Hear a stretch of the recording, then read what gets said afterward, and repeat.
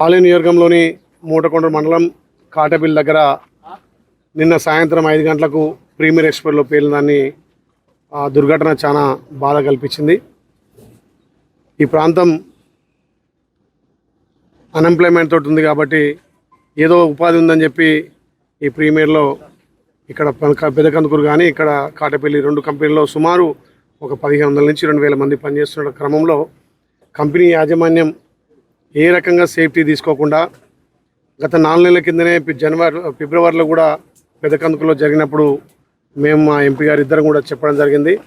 అయినా వాళ్ళు ధనార్జనగా సేఫ్టీ లేకుండా వాళ్ళు ఏమున్నా నిపుణులతోటి కానీ అక్కడ పర్యవేక్షణ లేకపోవడం, వాళ్ళు ఏమున్నా మాకు పని వెళ్తుంది కదా, ప్రొడక్షన్ వెళ్తుంది కదా అని చూస్తారు తప్ప ప్రాణాలు ఏ విధంగా లెక్క చేయకుండా చేస్తారు. నిన్న సాయంత్రం జరిగిన దుర్ఘటన చాలా చలించింది. మా కళ్ళకు నీళ్ళు వస్తున్నాయి. నా ఇంచుమించు 3 చనిపోయారు, ఇంకా 3 కూడా హాస్పిటల్లో చావు బతుకుల మధ్య కొట్లాడుతున్నారు. ఈ సంఘటన ఒక దురదృష్టంగా ఏదైతే పొద్దునే యాజమాన్యంతో ఈ ప్రాంత ప్రజలు మా ఎంపీ గారు నేను అందరం కలిసి కూడా యాజమాన్యాన్ని ఆ చనిపోయిన కుటుంబాలకు న్యాయం చేయాలని చెప్పి ఒక్కొక్క కుటుంబానికి ₹1,00,000 కోటి రూపాయలతో పాటు ప్రభుత్వం నుంచి వచ్చే ఇన్సూరెన్స్ కానీ వాళ్ళకు వచ్చే బెనిఫిట్స్ అన్నీ కూడా ఇప్పించేటట్టుగా వాళ్ళ కుటుంబంలో ఒకరికి ఉద్యోగ అవకాశాలు కూడా కల్పించే విధంగా ఏదైతే హాస్పిటల్లో ఉన్నటువంటి వాళ్లకు మెరుగైన వైద్య సదుపాయం కలిగించాలి. వాళ్లకు తక్షణమే 5 లక్షలు సహాయం చేసి వాళ్ళ కనుక ఏమైనా డ్యామేజ్ అయి ఉండి వాళ్ళు ఏమైనా రేపు ఫ్యూచర్లో పని చేసుకోలేకపోతే వాళ్ళకు కూడా పెద్ద ఎత్తున సహాయం చేసి ఆ కుటుంబాలను ఆదుకోవాలని చెప్పి నేను మా గౌరవ ఎంపీ గారు ఇద్దరు మాట్లాడడం జరిగింది.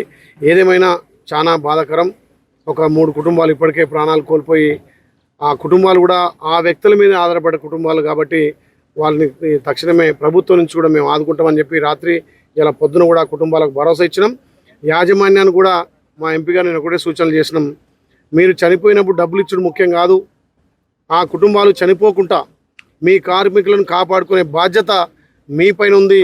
మీరు ఏదో డబ్బుల కోసం అని చెప్పి సేఫ్టీ వాడకుండా నిపుణులతో చేయకుండా ఏదో టెంపరవరీ క్యాజువల్లతోటి కాంట్రాక్ట్ బేసిక్గా వాడడంతో ఈ చర్యలు జరుగుతున్నాయి.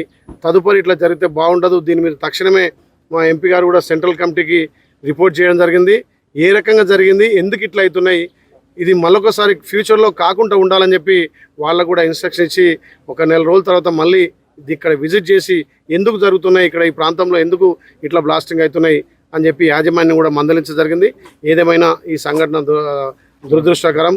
ఆ కుటుంబాలకు సానుభూతి తెలియజేస్తూ ఆ చనిపోయిన కుటుంబాలకు శ్రద్ధాంజలి ఘటించి వాళ్ళ ఆత్మకు శాంతి కలగాలని చెప్పి మళ్ళీ ఈరోజు ఈ కంపెనీలకు వచ్చి అక్కడ ఉన్నటువంటి పరిస్థితులను కూడా మా ఎంపీ గారు గౌరవ ఎంపీని ఇద్దరం కూడా పర్యవేక్షించి యాజమాన్యానికి కండిషన్లు పెట్టి రేపు ఫ్యూచర్లో ఇలాంటి జరగకుండా చర్యలు తీసుకున్న తర్వాతనే మీరు కంపెనీలో రన్ చేయాలి తప్ప మీ లాభం కోసం మీ పబ్బాల కోసమో చేయొద్దు. ఇది పబ్లిక్ సంబంధించినటువంటి కాబట్టి పబ్లిక్ రిలేటివ్ ఉన్నటువంటిది కాబట్టి ఇంకేమైనా పెద్ద జరిగితే ఈ మండలమే ఇబ్బంది అయ్యే పరిస్థితి కాబట్టి ఫ్యూచర్లో ఇలాంటివి కావద్దని చెప్పి హెచ్చరించడం. ప్రాంతం గతంలో తాగునీరు సాగునీరుకు కంపెనీ లేదు. చదువుకుని నిరుద్యోగులు కదా, సరే ఏదో కంపెనీ ఉంది, వాళ్ళు సేఫ్టీ వాడుకుంటారు, అన్ని సేఫ్టీలతోటే చేస్తారని చెప్పి కొంత ఎంప్లాయ్మెంట్ కలుగుతుందని చెప్పి మరి గత పాలకులు పర్మిషన్ ఇచ్చిన దాన్ని ఇప్పుడు మనం తీసేయడం అంటే దాన్ని ఆలోచన చేస్తాం. మా గౌరవ ఎంపీ కూడా దాని మీద ఫుల్ సీరియస్ అయ్యి నెక్స్ట్ ఇదిలో జరగకుండా చూడాలని చెప్పి వార్నింగ్ కూడా ఇచ్చినాం. దాని తర్వాత అన్ని పరీక్షలు జరిగి నిపుణులతో చేస్తే సాధ్యాలు ఉంచాలా తీసేయాలా దాని మీద మళ్ళీ కూడా మేము అందరం ఇక్కడ స్థానికులతోటి మా ఎంపీ గారు మేమందరం ఆలోచన చేస్తాం. చాలా వరకు అసైన్ భూములను రెగ్యులర్ పట్టాలుగా మార్చుకొని 10 ఏళ్ళుగా ఆ ప్రభుత్వం ఏదైతే 2020లో ధరణి తెచ్చి అసైన్ భూములను ప్రభుత్వ భూములను అన్ని కొల్లగొట్టింది కాబట్టి ఆ ధరణిని తీసేసి ధరణి ప్లేస్లో ప్రజలకు రైతులకు ఆమోద్యోగమైనటువంటి ప్రభుత్వ భూములు కానీ అసైన్ భూములు కానీ ఎండోమెంట్ భూములు కానీ వక్స్ భూములను కాపాడడానికి కొత్త చట్టం భూభారత్ తెచ్చినాం. ఆ భూభారత్లో ఎవరైనా ఒక గుంట ఆక్రమించుకున్నా ఎకరం ఆక్రమించుకున్నా సీసీఎల్కి ఫుల్ అధికారాలు ఇచ్చి ఎంతటి పెద్ద వాళ్ళైనా వాళ్ళ ల్యాండ్ను గుంజుకొని మళ్ళీ తిరిగి ప్రభుత్వానికి ఒప్పే చెప్పే విధంగా భూభారత్ ఉంది కాబట్టి తప్పకుండా అలాంటివి ఉంటే కూడా వాటి మీద చర్యలు తీసుకుంటాం.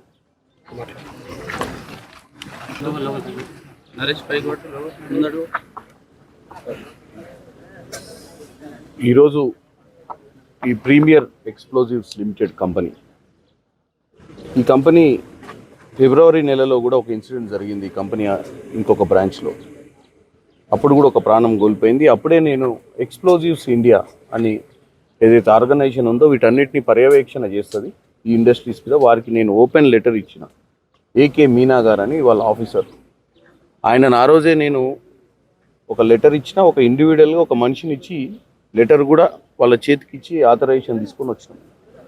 ఎందుకంటే ఈరోజు ఇన్సిడెంట్ అయిన తర్వాత మనం మాట్లాడుతున్నాం. నేను ఇన్సిడెంట్ కాకముందే ఈ ఎక్స్ప్లోజివ్ కంపెనీస్ అయినా ఇక్కడ ఈ ప్రాంతంలో ఉన్నటువంటి వేరే ఇండస్ట్రీస్ ఏమైనా సరే, అవి ఫార్మా ఇండస్ట్రీస్ కానీ ఎక్స్ప్లోజివ్ ఇండస్ట్రీస్, వీటికి సేఫ్టీ మెజర్మెంట్స్ అనేది చాలా మ్యాండేటరీ. ఈరోజు ప్రాణ నష్టం జరిగిన తర్వాత మనం ఆ ప్రాణ నష్టానికి అంచనాలు వేస్తూ ఈరోజు మాట్లాడే పరిస్థితి రావద్దని కోరుకుంటున్నాను. ఎందుకంటే మనం జరిగిన తర్వాత డెఫినెట్గా నాయకులుగా మా బాధ్యత ఆ కుటుంబాన్ని ఆదుకునేది. ఆదుకోవడంలో వెనకకపోము. ఈరోజు మా ఎమ్మెల్యే గారి చొరవతోటి ఎక్కడ లేనట్టుగా ఈరోజు 1 కోటి రూపాయలు చనిపోయిన వారికి ఎక్స్గ్రేషియా ఇప్పించే ప్రయత్నం చేశారు కంపెనీతోటి. దాంతోపాటు ఎవరైతే హాస్పిటల్లో ఉన్నారో వాళ్ళ విషయంలో కూడా నేను సీరియస్గా స్పందించిన. ఎందుకంటే చనిపోయిన వారికి ఇవ్వడము, హాస్పిటల్లో ఉన్నవారు కూడా ఒకవేళ జీవితాంతం వైకల్యంతో వాళ్ళు ఏమైనా సమస్యలతో ముందుకు వచ్చి వాళ్ళు ఎక్కడ జాబులు చేసుకోకుండా వాళ్ళకు అటువంటి పరిస్థితి వస్తే వాళ్ళను కూడా సమానంగా ట్రీట్ చేసి ఆ పరిస్థితులు ఏందో మనం ఇప్పుడే వాళ్ళకి ఏమి ఇస్తాము ఏం చేస్తాం అనేది వాళ్ళ ఖర్చులు పెట్టి హాస్పిటల్ నుంచి బయటకు వచ్చిన దాకా వాళ్ళని మెయింటైన్ చేయండి. దేవుని దయ వల్ల వాళ్ళందరూ కూడా మళ్ళీ తిరిగి వచ్చి మళ్ళీ ఏదో వాళ్ళకు కుటుంబాన్ని పోషించుకోవడానికి ఉద్యోగం చేయగలిగితే పర్లేదు. కానీ ఒకవేళ వాళ్ళు జీవితాంతం వైకల్యంతో వాళ్ళు బాధపడే పరిస్థితి వస్తే వాళ్ళ కుటుంబాల్లో ఇంతకంటే ఎక్కువ రోదన ఉంటుంది వాళ్ళకు. కాబట్టి వాళ్ళను ప్రత్యేక దృష్టితో చూడాలని అది తర్వాత మాట్లాడతామని కూడా చెప్పడం జరిగింది వాళ్ళతోటి, మేనేజ్మెంట్ తోటి. ఎందుకంటే వాళ్ళ పరిస్థితిని చూసి డాక్టర్లతో మాట్లాడిన తర్వాత. దాంతోపాటు ఈరోజు ఇక్కడ జరిగిన ఇన్సిడెంట్ ఇటువంటి ఫ్యాక్టరీస్లలో గతంలో ఎక్కడ జరిగినాయి, మరి ఇక్కడే ఎందుకు జరిగింది అనేది ఎంక్వైరీ చేసి ఎంక్వైరీ రిపోర్ట్ కూడా మాకు ఇవ్వాలని చెప్పినాం. ఎందుకంటే ఇందులో ఇంకా చాలామంది జాబ్ చేస్తారు. రేపు పొద్దున ఇటువంటి కంపెనీస్ని ఉంచి, ఇప్పుడు ఎవరో ముద్ర అడుగుతుంది, ఈ కంపెనీస్ని ఉంచాలన్నా ఉంచొద్దా అనే నిర్ణయం కూడా ఆలోచించాల్సిన పరిస్థితి వస్తుంది వీళ్ళు ఒకవేళ సేఫ్టీ మెజర్మెంట్స్ తీసుకోకపోతే. ఇవాళ కేవలం ఉపాధి కోసమే మనం వీటిని ఎంకరేజ్ చేసే పరిస్థితి ఉంది. ఇవాళ ఎన్నో ఇండస్ట్రీ, ఈ భారతదేశం నుంచి బయట నుంచి కూడా కంపెనీలను మనం ఈరోజు ఆహ్వానిస్తున్నాం, వచ్చి ఇక్కడ ఇండస్ట్రీస్ మ్యానుఫ్యాక్చరింగ్ చేసుకోమంటున్నాం. కానీ సేఫ్టీ మెకానిజము పనిచేసే వారిపైన ఉన్నటువంటి చిత్తశుద్ధి, అంటే వాళ్ళకు ఉన్నటువంటి ఫెసిలిటీస్ మీద వీళ్ళకు ఆ యాజమాన్యానికి కూడా ఒక పట్టు ఉండాల్సిన అవసరం ఉందని ఈరోజు అన్ని రకాలుగా చర్చలు చేసినాం. డెఫినెట్గా ఇటువంటి ఈ దేవుని దయ వల్ల ఇటువంటిది మళ్ళీ జరగొద్దని, జరగకుండా ఉండడానికి ఏం చేయాలనే ప్రక్రియ దాని గురించి కూడా చర్చ చేసినాం. రేపు ఎల్లుండి హాస్పిటల్ ఉన్న వాళ్ళందరిది కూడా మనకు క్లియర్ రిపోర్ట్ వస్తుంది. చనిపోయిన వాళ్ళందరికీ కూడా శ్రద్ధాంజలి ఘటిస్తున్నాం. వాళ్ళ కుటుంబాలకు అండగా ఉంటాం. వాళ్ళ కుటుంబాలకు రేపు పొద్దున వాళ్ళకు ఉద్యోగాలు కూడా ఇదే ఇండస్ట్రీలో ఉద్యోగం ఇస్తా అంటారు వాళ్ళు. ఇదే అని కాకుండా వాళ్ళ ఫ్యూచర్లో కూడా వాళ్ళకి ఏదైనా అవసరం ఉంటే కూడా నేను మా ఎమ్మెల్యే గారు అండగా ఉంటామని తెలియజేస్తున్నాను.